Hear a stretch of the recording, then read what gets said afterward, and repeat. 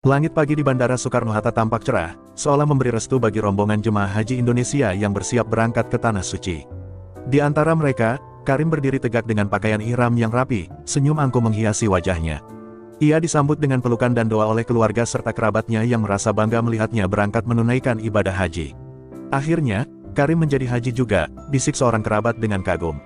Namun, di balik sorot matanya yang teduh, Karim menyimpan sesuatu yang lebih dalam, sebuah keyakinan bahwa perjalanan ini akan menjadi jalan pintas untuk menghapus segala dosa yang telah ia lakukan tanpa harus benar-benar bertanggung jawab atasnya.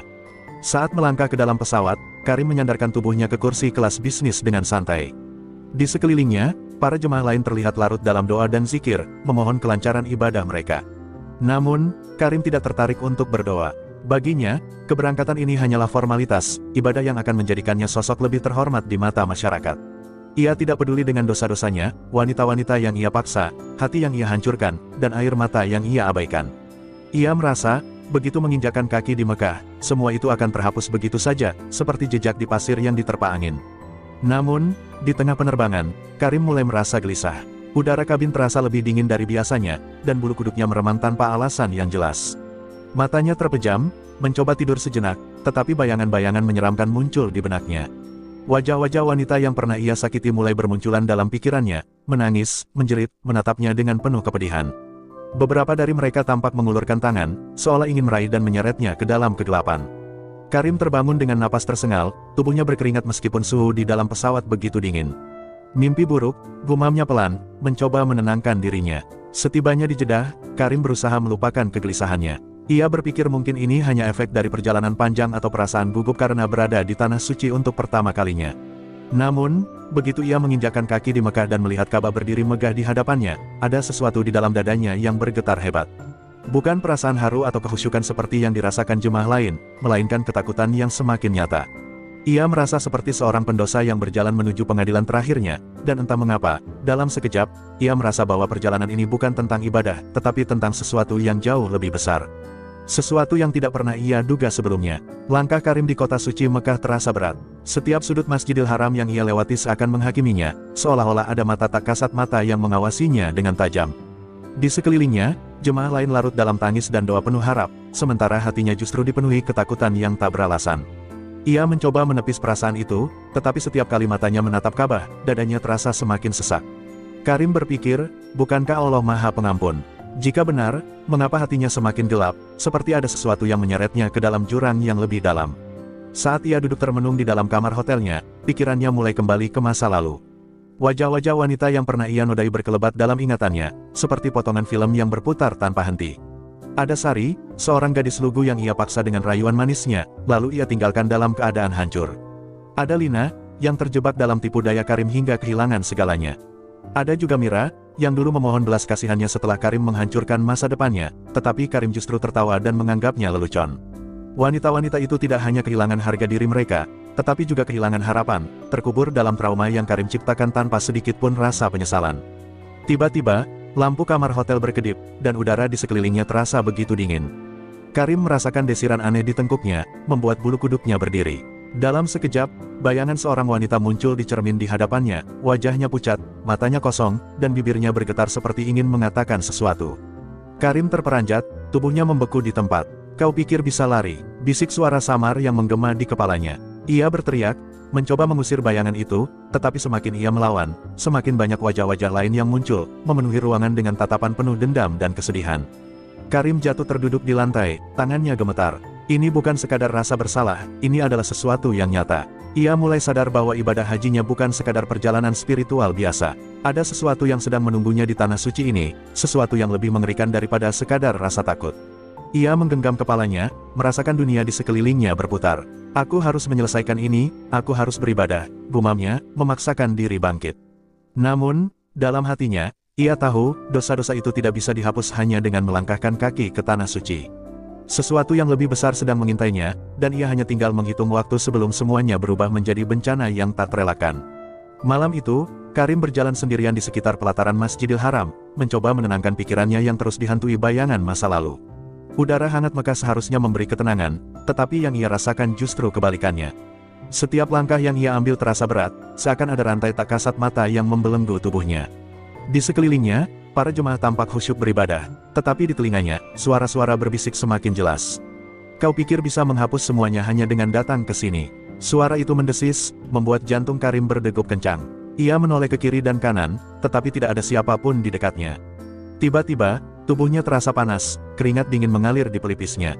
Ia berusaha mengabaikannya dan melangkah lebih jauh, tetapi saat melewati kolam wudhu, ia melihat bayangan dirinya di air yang beriak. Seketika, napasnya tercekat. Bayangan itu bukan dirinya, melainkan seekor buaya besar dengan mata kuning menyala dan sisik mengerikan yang menjalar di sekujur tubuh. Karim tersentak mundur, matanya membelalak dalam ketakutan. Tidak, ini tidak mungkin, gumamnya sambil menggosok-gosok wajahnya, berharap itu hanya ilusi. Namun, saat ia kembali melihat ke dalam air, bayangan itu tetap ada, bahkan kini tampak lebih jelas, seolah menatapnya dengan penuh kebencian. Gemetar, Karim berlari menjauh, jantungnya berdetak tak karuan. Ia hampir menabrak seorang pria tua berjubah putih yang tengah berjalan santai.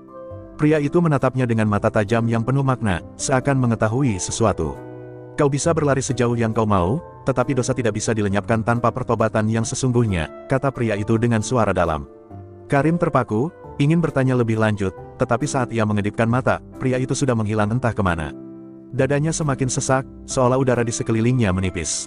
Ada sesuatu yang sedang mengintai, sesuatu yang tidak akan membiarkannya pergi dengan mudah. Malam itu, Karim tidak bisa tidur. Setiap kali ia mencoba memejamkan mata, ia merasa tubuhnya menjadi semakin berat, seolah-olah ada sesuatu yang mulai menguasainya.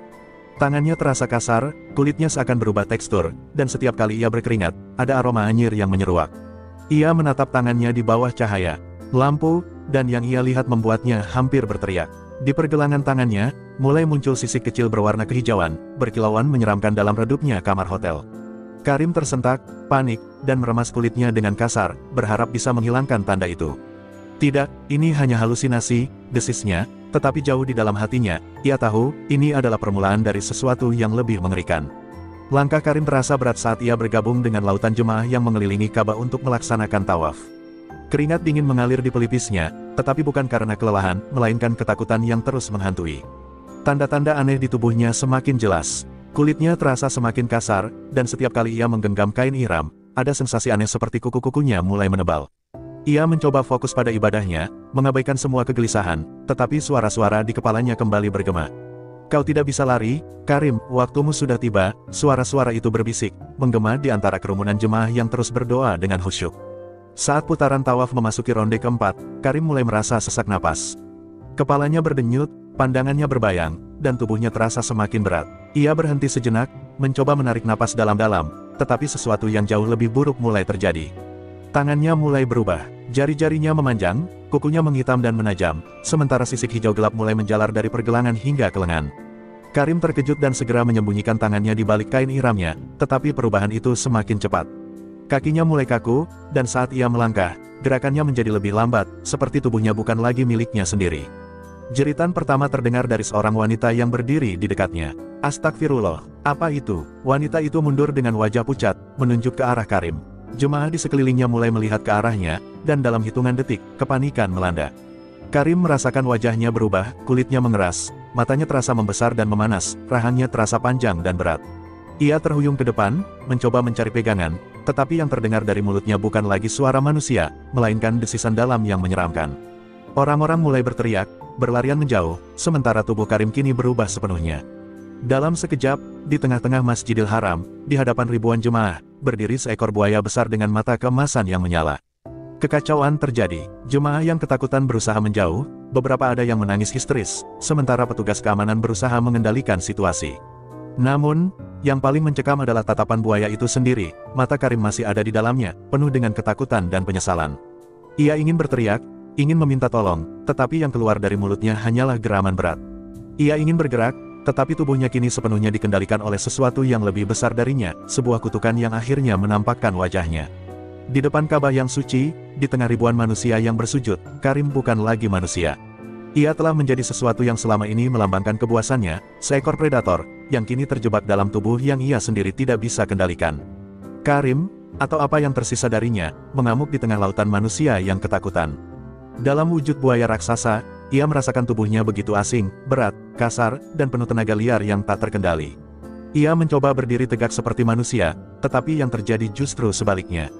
Kakinya yang telah berubah menjadi cakar reptil yang tebal membuatnya kehilangan keseimbangan, dan dengan suara menggelegar, tubuhnya jatuh menghantam lantai Masjidil Haram, menciptakan getaran yang membuat jemaah semakin panik. Beberapa orang berteriak menyebut ini sebagai tanda kiamat, sementara yang lain menangis dan berdoa dengan gemetar, takut melihat keajaiban mengerikan yang terjadi di depan mata mereka. Di dalam tubuh buaya itu, kesadaran Karim masih utuh. Ia bisa merasakan setiap tatapan ngeri, setiap langkah mundur yang diambil orang-orang untuk menjauhinya. Ia ingin berteriak, ingin menjelaskan bahwa ini bukan kehendaknya, bahwa ia masih manusia, tetapi yang keluar hanyalah desisan panjang dan geraman dalam yang membuat orang semakin ketakutan. Ia merasakan dadanya sesak, bukan hanya karena tubuh barunya yang mengerikan, tetapi juga karena rasa malu dan ketakutan yang kini menggigitnya lebih dalam dari sebelumnya. Dosa-dosanya yang selama ini ia anggap bisa dihapus dengan mudah kini menampakkan diri dalam bentuk paling mengerikan. Allah tidak begitu saja mengizinkannya melupakan apa yang telah ia lakukan. Tiba-tiba, suara lantang menggema di udara, mengalahkan kepanikan yang melanda. Berhenti, jangan takut, semua ini adalah kehendaknya. Seorang pria berjubah putih muncul dari kerumunan, wajahnya tenang tetapi penuh kewibawaan. Jemaah yang sebelumnya berlarian mulai berhenti, meski masih gemetar. Pria itu melangkah maju, tatapannya lurus ke arah Karim yang kini hanya bisa diam membeku dalam tubuh buayanya. Wahai hamba yang tersesat, suaranya bergema, Allah tidak buta terhadap dosa-dosamu. Kau datang ke tempat suci ini dengan kesombongan, mengira bisa mencuci kejahatanmu tanpa penyesalan. Tetapi Tuhanmu Maha Adil, dan inilah bayangan dari dirimu yang sesungguhnya. Karim ingin menangis, ingin berlutut dan memohon ampun, tetapi tubuh buayanya tetap diam, hanya matanya yang basah oleh air mata yang kini jatuh membasahi sisiknya. Ia menyadari bahwa selama ini, ia memang seperti buaya, pemangsa yang tanpa belas kasihan memangsa korbannya, menghancurkan hidup orang-orang yang ia sakiti. Dan kini, di hadapan rumah Tuhan, ia ditelanjangi sepenuhnya, tidak ada lagi kehormatan, tidak ada lagi harga diri. Hanya ada dirinya, dalam bentuk paling jujur dan paling mengerikan. Ia telah menjadi apa yang selama ini ia sembunyikan. Ia telah menjadi azab bagi dirinya sendiri. Karim, dalam tubuh buaya raksasa itu, hanya bisa diam, terperangkap dalam ketakutan dan keputusasaan. Sorot mata pria berjubah putih yang berdiri di hadapannya begitu tajam, seolah menembus ke dalam jiwanya yang penuh dosa. Jemaah yang semula panik kini terdiam, memandangi kejadian mengerikan ini dengan campuran rasa takut dan takjub. Karim ingin berteriak, ingin memohon ampun, tetapi yang keluar hanyalah suara geraman berat. Hatinya menjerit, ia tak ingin berakhir seperti ini. Ia tak ingin selamanya menjadi monster yang dibenci dan ditakuti. Tiba-tiba, pria berjubah putih itu mengangkat tangannya ke langit. Jika kau benar-benar ingin kembali, jika penyesalanmu bukan sekadar ketakutan akan hukuman, maka tundukkan hatimu. Akui kesalahanmu, bertobat dengan sebenar-benarnya. Suaranya menggema, membuat hati Karim bergetar hebat. Selama ini, ia selalu menganggap pertobatan sebagai jalan pintas, bukan sebagai bentuk kesadaran yang tulus. Air mata mengalir dari mata buayanya, jatuh membasahi lantai marmer Masjidil Haram. Untuk pertama kalinya dalam hidupnya, ia merasakan rasa takut yang sesungguhnya, takut tidak diampuni, takut tetap menjadi makhluk hina yang bahkan tidak pantas berdiri di hadapan Tuhan. Dalam kepasrahan yang mendalam, Karim menundukkan kepalanya ke lantai, tubuh buayanya bergetar hebat. Dalam hatinya, ia menangis sejadi-jadinya, memohon ampun atas segala yang telah ia lakukan. Ia teringat satu persatu wajah wanita yang telah ia sakiti, Sari, Lina, Mira, semua mereka yang hidupnya ia hancurkan dengan ego dan nafsunya. Ya Allah, aku berdosa, aku kotor, aku hina, bisiknya dalam hati, meski mulut buayanya hanya mengeluarkan suara desisan panjang. Aku tak pantas mendapat ampunanmu, tetapi aku memohon, jangan biarkan aku berakhir seperti ini. Jangan biarkan aku mati sebagai monster. Tiba-tiba, tubuhnya terasa ringan. Sebuah cahaya terang muncul dari langit, membungkus tubuh besarnya dalam kilauan yang menyilaukan. Orang-orang di sekelilingnya menahan napas, menyaksikan keajaiban yang belum pernah mereka lihat sebelumnya. Sisik-sisik hijau yang menutupi tubuh Karim mulai menghilang, cakarnya mengecil, rahangnya yang besar perlahan menyusut. Dalam hitungan detik, tubuh buaya itu mulai kembali menjadi manusia. Nafas Karim tersengal, tubuhnya gemetar di lantai, kini kembali ke bentuk aslinya. Ia masih hidup, ia masih seorang manusia, tapi yang lebih penting, ia kini mengerti arti sesungguhnya dari taubat, bukan sekadar ritual, bukan sekadar kata-kata, melainkan penyesalan yang datang dari hati terdalam. Karim terjatuh di lantai marmer Masjidil Haram, tubuhnya menggigil hebat. Nafasnya tersengal, seolah baru saja ditarik kembali dari jurang kematian. Kulitnya yang tadi bersisik kini telah kembali seperti semula, tangannya kembali menjadi tangan manusia, tetapi di dalam dadanya, ada sesuatu yang berbeda, sesuatu yang terasa asing namun sekaligus menenangkan. Ia merasakan dirinya lebih ringan, seperti beban besar yang selama ini ia pikul perlahan menghilang. Namun, ketika ia mencoba mengangkat wajahnya, sorot mata jemaah di sekelilingnya masih dipenuhi ketakutan dan kebingungan. Tidak ada yang berani mendekatinya. Ia masih dianggap sebagai sesuatu yang menakutkan. Pria berjubah putih yang tadi berbicara padanya kini berdiri di depannya, menatapnya dengan sorot mata yang sulit diartikan. Kau telah melihat sendiri keadilan Tuhan, ucap pria itu dengan nada dalam. Dosa bukan sekadar sesuatu yang bisa dihapus dengan perjalanan ke tanah suci. Dosa hanya bisa dihapus dengan hati yang benar-benar bersih dan niat untuk berubah. Karim merasakan dadanya sesak. Selama ini, ia mengira bisa menipu Tuhan seperti ia menipu manusia. Ia pikir cukup dengan menunaikan ibadah haji, semua kesalahannya akan lenyap begitu saja. Tapi kenyataan telah menamparnya dengan keras. Allah melihat isi hati, bukan sekadar tindakan lahiriah. Air mata Karim jatuh tanpa bisa ditahan. Ia bersujud di hadapan Ka'bah, tubuhnya gemetar dalam tangis yang begitu dalam. Ya Allah, ampuni aku benar-benar hina, isaknya, tangannya mencengkeram lantai dengan erat. Ia tak lagi peduli dengan tatapan orang-orang, tak lagi peduli dengan rasa malu. Untuk pertama kalinya dalam hidupnya, ia menangis bukan karena takut dihukum, tetapi karena benar-benar menyesali setiap perbuatan yang telah ia lakukan. Bayangan wanita-wanita yang ia sakiti masih ada dalam pikirannya, tetapi kali ini bukan sebagai hantu yang menghantui, melainkan sebagai saksi atas kebejatan yang harus ia tebus seumur hidupnya. Pria berjubah putih itu tersenyum tipis. Jika kau benar-benar ingin berubah, maka jalanmu masih panjang, Karim, katanya. Haji ini bukan akhir, tetapi awal dari perjalananmu yang sesungguhnya. Kata-kata itu menancap dalam di hati Karim. Ia mengerti bahwa keajaiban yang baru saja terjadi bukanlah hadiah, melainkan kesempatan. Kesempatan untuk hidup bukan sebagai predator yang memangsa sesama, tetapi sebagai manusia yang berusaha menebus dosanya. Dan untuk pertama kalinya, Karim benar-benar merasa takut kembali menjadi dirinya yang dulu. Ia tidak ingin mengulangi semua itu. Ia ingin menjadi manusia yang berbeda. Seorang manusia yang benar-benar mengenal makna taubat. Setelah kejadian luar biasa itu, Karim merasa seperti manusia baru. Namun, meski tubuhnya telah kembali, bayang-bayang masa lalunya belum pergi. Setiap kali ia menutup mata, wajah-wajah wanita yang telah ia sakiti muncul, bukan lagi sebagai sosok yang menuntut, tetapi sebagai pengingat bahwa ada sesuatu yang belum ia selesaikan. Ia bisa saja pulang ke Indonesia dan melanjutkan hidupnya seperti biasa, tetapi ada suara dalam hatinya yang menahannya. Taubat bukan hanya soal meminta ampun, tetapi juga memperbaiki kesalahan. Suara pria berjubah putih itu kembali terngiang di telinganya. Ia tahu, ada sesuatu yang harus ia lakukan sebelum bisa benar-benar merasa damai. Malam itu, Karim duduk di dalam kamarnya, membuka ponselnya yang sejak hari pertama di Mekah hampir tidak ia sentuh. Dengan tangan gemetar, ia mulai mencari nama-nama wanita yang pernah ia hancurkan. Beberapa dari mereka sudah tidak bisa ia hubungi, nomor mereka mati, atau mungkin mereka sudah terlalu jauh dari jangkauannya. Namun, setelah beberapa kali mencoba, ia menemukan nomor Lina, salah satu korban yang paling ia sakiti. Hatinya berdebar saat mengetik pesan, jari-jarinya terasa berat. Lina, ini aku, Karim. Aku tahu aku tidak pantas berbicara padamu, tetapi aku mohon, izinkan aku meminta maaf. Ia menekan tombol kirim dan menunggu. Detik demi detik berlalu, tetapi tidak ada balasan. Mungkin ia sudah terlambat. Namun, 1 jam kemudian, layar ponselnya menyala. Balasan dari Lina muncul, hanya 1 kalimat, tetapi cukup untuk membuat jantungnya hampir berhenti berdetak. Kau pikir permintaan maaf bisa menghapus semua yang sudah kau lakukan? Karim menelan ludah, merasa dadanya kembali sesak. Tentu saja tidak. Tidak ada kata maaf yang cukup untuk membayar luka yang telah ia torehkan. Tapi ini bukan tentang pengampunan dari manusia, ini tentang tanggung jawab yang harus ia pikul. Dengan penuh keberanian, ia membalas, aku tahu tidak ada yang bisa memperbaiki masa lalu, tapi biarkan aku menebusnya, apapun caranya. Pesan itu terkirim, dan Karim menatap layar ponselnya dengan napas tertahan. Ia tahu bahwa perjalanan ini belum selesai. Menghadapi Tuhan mungkin lebih mudah daripada menghadapi manusia yang telah ia sakiti. Tetapi jika taubatnya benar-benar tulus, maka ia tidak boleh lari.